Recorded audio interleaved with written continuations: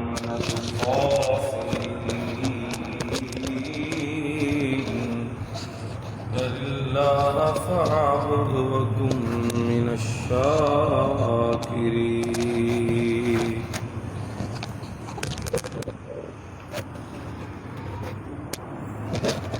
اللهم صل على محمد وعلى آل محمد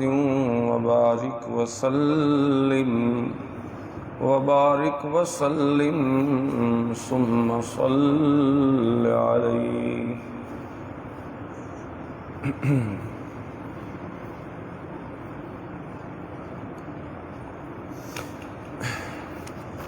اور اے محمد صلی اللہ علیہ وسلم تمہاری طرف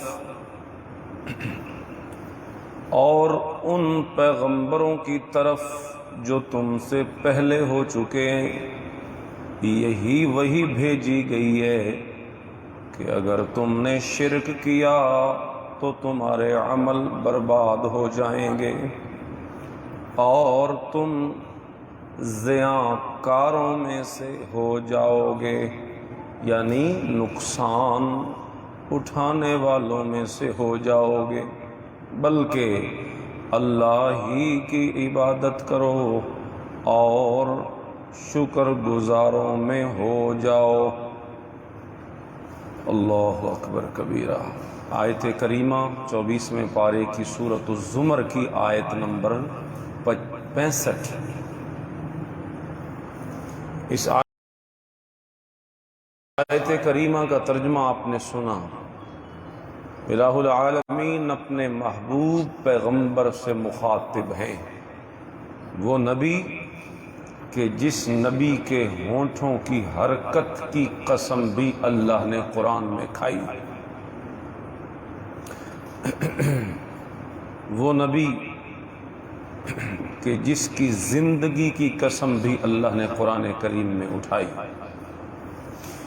وہ نبی کہ جس کے ذکر کو اپنے ذکر کے بعد سب سے بلند کیا، وہ نبی کہ جس نبی پہ اپنی ساری نعمتوں کو تمام کیا، وہ نبی جسے تمام کائنات کا خلاصہ بنایا، وہ نبی کہ جسے مقام محمود کا دولہ بنایا، وہ نبی کہ جس نبی کو صورتاً سیرتاً ہر لحاظ سے کامل و اکمل بنایا، وہ نبی جسے قرآن کریم کا حامل بنایا، یعنی تمام اعزازات دیے، تمام رتبے انہی پہ ختم کر دیے، لیکن جب اپنی توحید کی غیرت کا مسئلہ آیا تو بات کیسے انداز سے کی جا رہی ہے، صاف لفظوں میں جس طرح کوئی بندہ منہ پہ کسی کو کہہ دیتا ہے، وَلَقَدْ أُوحِيَ إِلَيْكَ، اے نبی آپ کی طرف وحی کی گئی، اور آپ سے پہلوں کی طرف بھی وحی کی گئی کہ لَإِنْ أَشْرَكْتَ، تا زبر تا، یعنی یہ صیغہ ہے مخاطب کا کہ اگلے کو بلا کے کہا جا رہا ہے، اگر تو نے شرک کیا، اگر تو نے یہ کام کیا۔ ایک تو ہے نا کہ غیب کے صیغے سے بات کی، اگر وہ شرک کریں تو ہم اعمال برباد کریں گے، ایک ہے سامنے بلا کے کہنا، اگر آپ نے شرک کیا تو لَيَحْبَطَنَّ عَمَلُكَ، تمہارے سارے عمل برباد ہو جائیں گے، وَلَتَكُونَنَّ مِنَ الْخَاسِرِينَ، اور تم نقصان اٹھانے والوں میں سے۔ یعنی یہاں سے آپ اندازہ لگائیں کہ مسئلہ توحید جو ہے، لا الہ الا اللہ، جسے پڑھ کے ہم مومن اور مسلمان بنتے ہیں، اس مسئلے کے اندر ادنا سی لچک بھی اللہ تعالیٰ نہیں لیتے، ذرہ برابر بھی رعایت اللہ اس مسئلے میں نہیں کرتے۔ رعایت اگر کسی کے لیے ہونی ہوتی تو کائنات کے تاجدار کو اس طریقے سے صاف نہ کہا جاتا، اگرچہ کہا تو نبی کو گیا اور سمجھایا تو امت کو گیا، لیکن یہ صیغہ اور یہ لہجہ بھی تو آخر کوئی چیز ہے نا جو اللہ نے اختیار کر دیا اور اپنی توحید کے لیے یہ اختیار کیا تاکہ بتلایا جائے کہ جتنی قدر اللہ کے نزدیک اپنی توحید کی ہے اتنی قدر اللہ کے نزدیک دنیا کے اندر کسی چیز کی بھی نہیں، حتیٰ کہ نبوت کی ذات عام چیز تو نہیں ہوتی نا، اللہ کے بعد جس کا مرتبہ اونچا اونچا ہوتا ہے وہ نبی ہوتا ہے، لیکن اپنی توحید کے مقابلے میں نبی کو بھی کھرا کھرا وہ بات کھری کھری سنا دی اور کہہ دیا اگر شرک کرو گے تو عمل تمہارے بھی ضائع ہو جائے۔ تو پھر ہم میں سے اگر کوئی کرے تو کیسے مومن رہ سکتا ہے، عمل کیسے باقی رہ سکتا ہے؟ تو پھر ہمیں فکر کرنی ہے عقیدے کی کہ عقیدہ ہمارا ایسا پکا ٹھکا ہو جائے، کھرا اور سچا ہو جائے کہ اس میں کوئی لغزش ہم سے نہ ہو، کیونکہ عقیدہ ایمان کو بچاتا ہے، اللہ اکبر، قرآن ایمان کو بچاتا ہے اور عقیدہ عمل کو بچاتا ہے۔ جب تک عقیدہ درست نہیں ہوگا تو عمل بھی کبھی باقی نہیں رہ سکتے۔ باقی رکھنا ہے نا ہم نے انہیں، کر کے بے فکر تو نہیں ہو جانا نا، اب یہ ہم نے سنبھال کے رکھنے ہیں، یہی ہمارا اثاثہ ہے، یہی ہم نے نفع کمایا ہے، یہی ہماری جمع پونجی ہے۔ اپنی جمع پونجی پہ بندہ یوں کوئی ڈاکو بٹھا دے تو کیا اس کا حشر ہوگا؟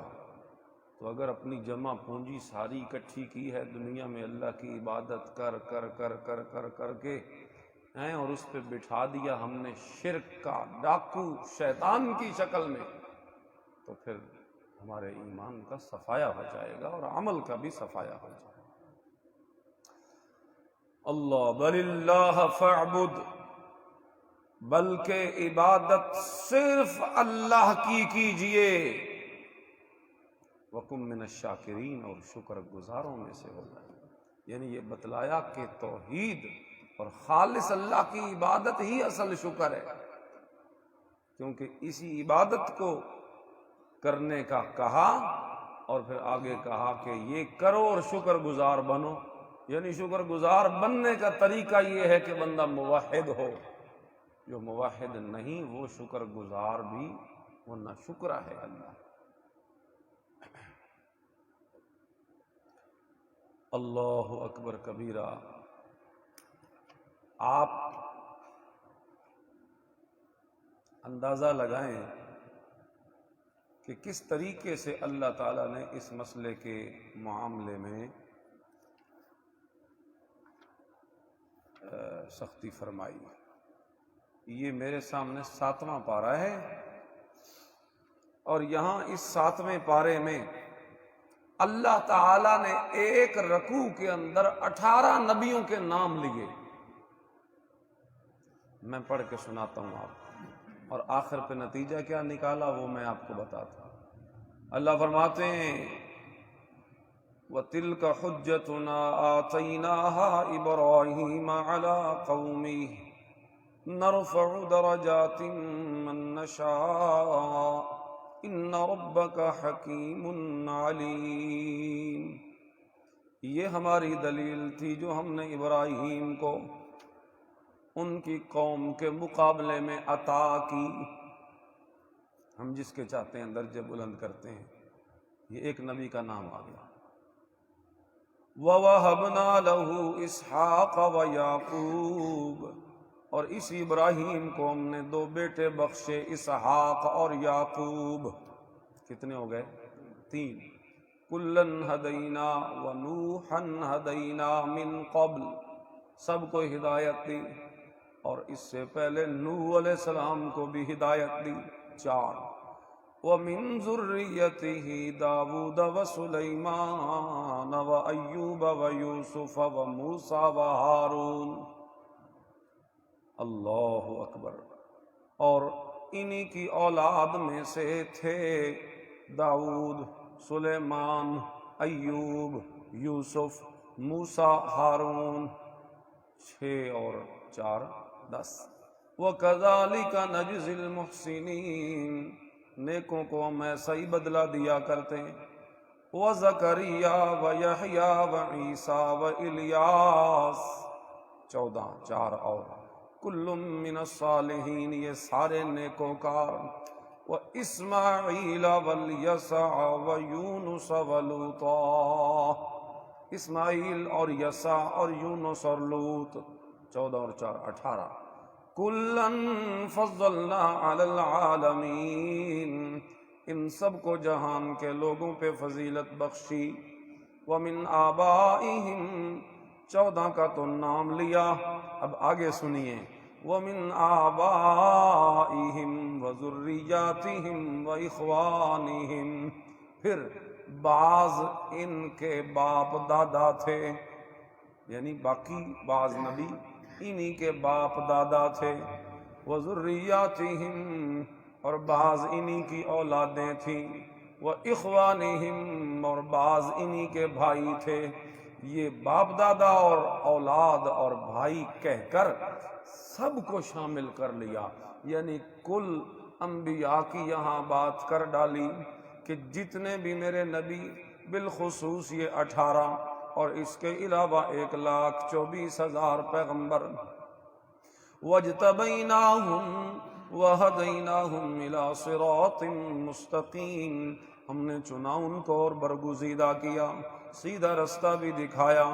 ذَلِكَ هُدَى اللَّهِ يَهْدِي بِهِ مَن يَشَاءُ مِنْ عِبَادِهِ، یہ اللہ کی ہدایت ہے، اس پر اپنے بندوں میں سے جسے چاہے چلائے۔ اچھا، یہ سب نبیوں کی بات کرنے کے بعد اللہ کیا فرماتے ہیں سنیے، فرمایا وَلَوْ أَشْرَكُوا لَحَبِطَ عَنْهُمْ مَا كَانُوا يَعْمَلُونَ، اگر وہ لوگ شرک کرتے تو وہ جو عمل بھی کرتے سب ضائع ہو جاتے، یعنی سب نبیوں کو مخاطب کر کے کہہ دیا کہ اگر وہ بھی شرک کرتے تو عمل ان کے بھی ضائع ہوتے۔ وہاں خود ہمارے نبی صلی اللہ علیہ وسلم کو مخاطب کیا اور یہاں سب کی بات کر دی۔ بات وہاں پہ بھی وہی تھی کہ شرک ہوگا تو عمل نہیں بچے گا، بات یہاں پہ بھی یہی ہے کہ شرک ہوگا تو عمل نہیں بچے گا۔ شرک ہے کیا؟ شرک کہتے ہیں حصے داری، برابری،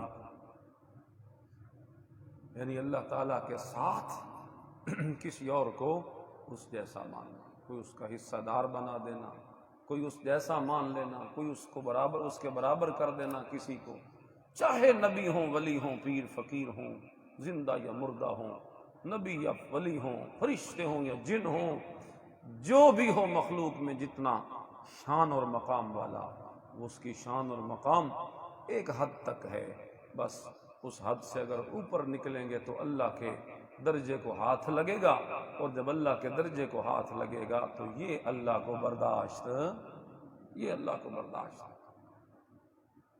جو اس کی صفتیں ہیں بس وہ اسی ہی میں مانو، وہ اور کسی میں نہ مانو۔ کائنات کا کل نظام چلانا اور اس میں ایک ایک چیز کا الگ الگ، یہاں اللہ نے نام لیا، یہ 99 نام جو اللہ کے قرآن کے شروع میں لکھے ہوئے ہیں، یہ صفتیں ہیں، جو یہ کام ہیں سارے جو یہ کرتا رہتا ہے وہ اور کوئی بھی نہیں کرتا۔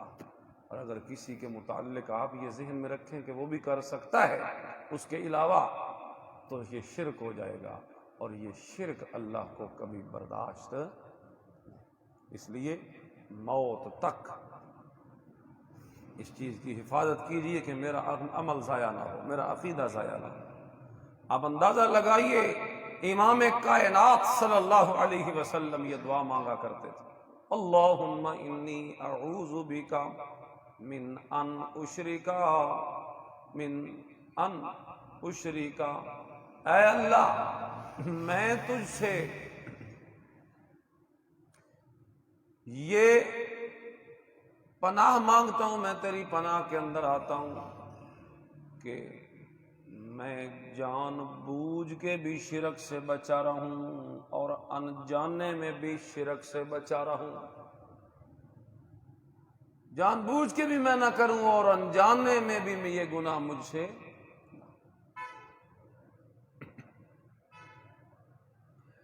اللہ اکبر کبیرہ۔ تو اس لیے جب حضور پاک صلی اللہ علیہ وسلم جیسی ہستی بھی یہ بات کر رہی ہے کہ انجانے تک کی بھی فکر کی جا رہی ہے، تو پھر ہمیں تو بہت فکر کی ضرورت ہے۔ اللہ ہمیں عمل کی توفیق نصیب کرے۔